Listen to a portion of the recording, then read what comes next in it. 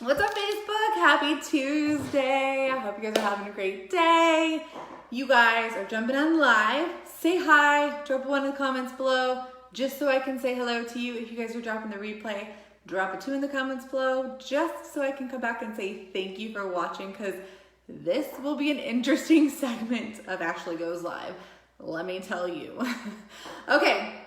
So, if you guys have been creeping on my Insta stories, you know what I did today. I was only telling a few people before I went and had this experience, but I wanted to come on here and talk about it because I'm open, I'm honest, I'm raw, I'm real, and some people would be like, I cannot believe you're talking about this, but I'm gonna come on here and talk about it. Okay, so we'll just get the conversation flowing. So I have dealt with constipation my entire life. If that is you, drop a poop emoji below in the comments below. So pretty much my entire life, like I've always had issues going to the bathroom. It got really worse when I got pregnant with my first son. I actually have a really embarrassing story about that. It got so bad that I had the biggest hemorrhoids that you were known to me, and I actually had to have one cut off like 3 weeks before I went to labor. And let me tell you, ladies, it was from like the hot, I'm sorry, men, if you're jumping on here, but this is a total TMI conversation. But that's okay. But I literally had to go to the emergency room when I was like 37 weeks pregnant. I went into the emergency room and the hottest doctor walked in and was like, oh, show me your hemorrhoid. And so I had to show the hottest doctor my hemorrhoid. Mind you, I have lips tattooed on my butt, so he was like, oh, I bet you never thought when you got these tattooed on your butt that I would be looking at them and you would be having to get this thing cut off while you're 37 weeks pregnant. I digress. So after having kids, it never really got better. Like after I had my son, it just kind of stayed the same. I dealt with it with Shakeology. That definitely helped me, but it never really fully made me regular. And I have tried a few things. There have been times where I have been regular. And if you guys know me, like I eat like pretty well, like most of the time. Like I eat a lot better than I did before I got pregnant with my kids. And yes, I still enjoy my food and this and that. But for the most part, like I'm a clean eater. And so after I had my son, I was still kind of having issues and stuff, and then bring on my addiction to Adderall. And of course, when you're taking a substance like Adderall or any kind of pain meds or anything like this, you can get hemorrhoids removed. I've been living with internal ones. They don't cause much issues, but they flare with horrible foods. Okay, so the hemorrhoid that I had removed was actually a clotted one, so it was like as hard as a rock. It was probably like this big, and it was like on the outside. And so they wanted to cut it off and get it out before I went into labor. So that's why I had to have that done. Like I couldn't even like sit down anywhere when that happened. So I think there's a difference between them. And I heard that you can get the internal ones removed, but that it doesn't really help. I'm not sure. PSA also, I am not an expert on this. I'm just sharing with you guys my experience. So Adderall addiction comes into play. I'm taking this like, so painful. So like I'm taking all of these drugs all the time, and like I literally would not go to the bathroom, you guys. There was a time for like 3 weeks. It would be like 3 weeks at a time. I couldn't go to the bathroom. Then I would try all of these things. I would use laxatives like the Smooth Mood tea, everything like to get things going, and I would get back to regular, and then it would just like, it was like this cycle starting over again. So enter in Hashimoto's hypothyroid. I realized that thyroid issues also have, oh, thank you, Ashley. Sorry, I was reading Ashley's comment. So having thyroid issues, that hypothyroid can also cause constipation. And so I got my thyroid regulated. I love it when I jump on live and everybody texts me. I wish I could block that from showing up. So anyways, I got my thyroid levels regulated. Then I started to be a little bit normal, but I would still have time periods where it wasn't normal, especially if I would travel. Like I just don't go to the bathroom when I travel. It's something that has always happened to me. And so at the beginning of this year, I was feeling really good. I kind of had a system down with my Shakeology. I had some supplements that were really helping me. And then summer came into play, and it's just been really bad ever since the beginning of summer. Like, to the point where, if you guys have noticed, I have not really taken any progress pictures through this program that I'm doing right now. And it's not because I'm not getting results. It's because I'm so bloated that, like, sometimes my stomach looks pregnant because it's not coming out. And I have tried everything. I tried, on our way home from our trip, I tried laxatives, I tried the Smooth Mood tea, I tried the supplements I was using before, and nothing was really helping. And so I was talking with my doctor, and I was researching a lot, and I researched colonics, and we decided that would be like the next step to start to get to get things moving and see if you could, like, basically so I could start from zero and re-heal my gut and all of that stuff to get it done. So I found a place. I actually got a Groupon. I'm not gonna lie. I found a place that I did all this research, and I found a place that would do it, and I got the Groupon, and I went this morning, and so this is kind of what happened. I went in, and of course I was nervous, right? I'm like, oh my gosh, what's gonna happen? But I did what they call an open-end colonic. So you go in, and she taught me a lot of stuff that I didn't realize, like your colon is a muscle. So if you haven't been using your muscle very much, very often, it just stops working. It starts getting lazy. Also, you could drink all of the water that you want in the world, but your colon could still be dehydrated, and that's most likely what happens, and that's why things get stuck in there. And so you can do an enema at home and everything, like with the bag and stuff, but the problem is without the machine that they use, you don't really get up into, like, high up into the colon. You're gonna get the bottom part of it and the stuff that's sitting at the bottom, but you're not gonna get everything else that washes away. So basically what they do is they stick this tube into you, and you sit on this, like, this was an open end one. I know there's some that you can get done that are closed end ones, but I have not heard good things about those.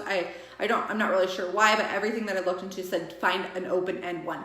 So you lay down, it looks like a doctor's table, I guess, with a hole in it.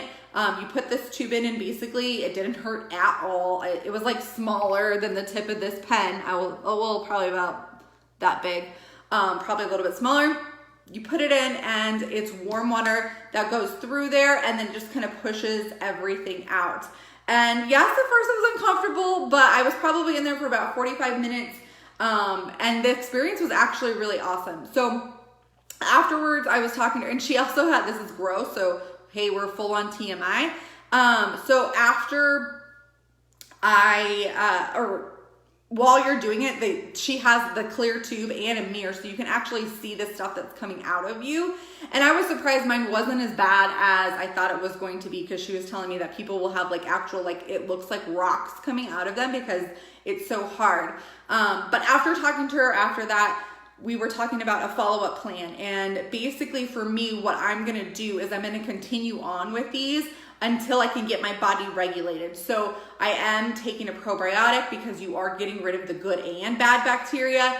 And then also just working on getting your colon to do the job that it's meant to do, because it has been so lazy and it doesn't do it, that's why it's so hard to go. So while you're in there and you're getting it done, your colon is basically exercising, and it's doing what it's supposed to do, and it helps it do that. So for me, what I'm going to do is I'm actually going back tomorrow, because they suggest doing 2 right in a row as quickly as possible, and then after that every week, go at least once a week until you start feeling regular. And then after that, it's something that you could do every few months just to kind of keep up with maintenance. But you guys, it's hard to explain, because when I was talking to people about it before, like, some people got it, some people that I was talking to, some people were laughing at me and making fun of me and stuff. But when I talked to this woman, she said that the reason, and I will link her stuff below, but the reason that she got into the business of doing this is because she was that person. Like, she was a person that couldn't go to the bathroom every day. And when I talked to her, it was like I was talking to myself, because it is something that is horrible to deal with when you can't go. After the experience. So I fasted up until the point that I went, and I had immediate surge of energy. When I was done, like my energy was through the roof. I felt like my brain fog was gone, like just a cloud was lifted off my brain. And I think that's the thing that we forget is our colon and our gut and everything. It can really affect everything. It can affect your mental clarity, your just the way that your depression, your anxiety, all of these things. And so I think that sometimes we just don't pay enough attention to that. So after that, I did go eat, and I probably had way too many carbs than I should have. So I felt a little tired after that. But I'm very interested to see what happens tomorrow, and of course I'll give you guys an update. But like I said, when I was talking to her, she said this completely changed her life, and this is why she started doing it. And I felt like I was in the right spot. Like I had questioned doing this for like a month, and I can't believe I waited for so long, because I have no doubt just the way that she talked to me, and she's giving me the same discount to come back tomorrow as I did when I started, or paid for the Groupon, because she wants me to really see the effects of it and how good it can make you feel once you get your body working right. Like I feel like I have like everything else kind of working for me right now. And that's kind of the last like little stint to it. And let me see, there were some questions. After you're chronic, be careful what you eat. Your stomach will be ultra sensitive to greasy, not good foods. Eat clean. Oh yes, for sure. I know. I ended up having a sandwich that probably had way too many carbs in it. This happens to me when I eat meat, so I cut it all out. I know that's the most uncomfortable thing ever.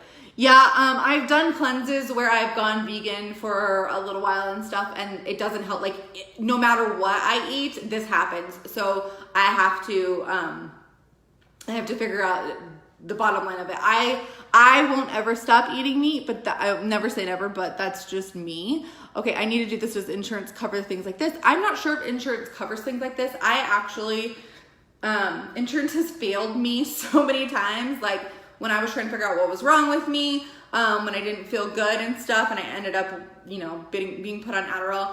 I kind of gave up on, not that I gave up on the healthcare system, but I gave up on anything that my insurance covered. So I see a naturopathic doctor. I pay $50 to see her. I did get a Groupon to get this colonic, so it was only $40 for the first one. And then after that, it's like $75 each time. She also had some different packages. But for me, at this point, like with my Hashimoto's, hypothyroid, and dealing with all of this and realizing how good I can feel, it's totally worth me paying to get treatment for that. I bet this could possibly help with Lyme disease problems as well. Yeah, absolutely. You feel so good afterwards. Yes, it's amazing. So my plan, like I said, is I'm going to keep going until I can see what happens. So tomorrow I'm gonna go, and then I will go each week probably for 3 or 4 weeks, and then we will assess where I'm at. The way that they assess where you're at is kind of what's coming out of you. But I'm gonna stick to a very clean diet as much as possible, and then just kind of go from there and see what happens. But of course, I'll keep you guys updated on what happens. I see an India in California, so maybe I can ask her if she can refer me out. Yeah, I don't know if they would or they wouldn't. I haven't tried to get one covered, but I bet you might be able to. So, all right, well, that's all I have for you guys today. I know this was an interesting topic to talk about, but I feel like, some things that aren't talked about need to be talked about.